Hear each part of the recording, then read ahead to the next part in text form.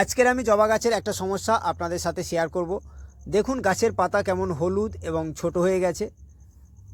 গাছের গ্রোথ একদমই নেই, যদিও গাছটা ভাঙা একটা টবের মধ্যে রয়েছে, কিন্তু এটা গাছের সমস্যার মূল কারণ নয়।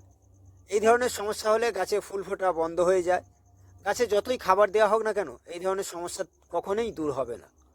এই ধরনের সমস্যা হলে 12 ইঞ্চি টবের জন্য 1 চামচ ফোটানো চুন যদি টবের মাটিতে দেওয়া হয়, তাহলে এই ধরনের সমস্যা থেকে গাছকে বাঁচানো যাবে। আমার এই গাছটাতে চুন দেওয়ার 1 মাস পরে গাছের পরিবর্তন লক্ষ্য করুন। গাছের পাতাটা কেমন গাঢ় সবুজ হয়ে গেছে এবং গাছে কুঁড়িও চলে এসেছে এবং ফুল ফোটা শুরু করে দিয়েছে। এই ধরনের চুন আপনারা হার্ডওয়্যার্স দোকান থেকে কিনতে পারবেন।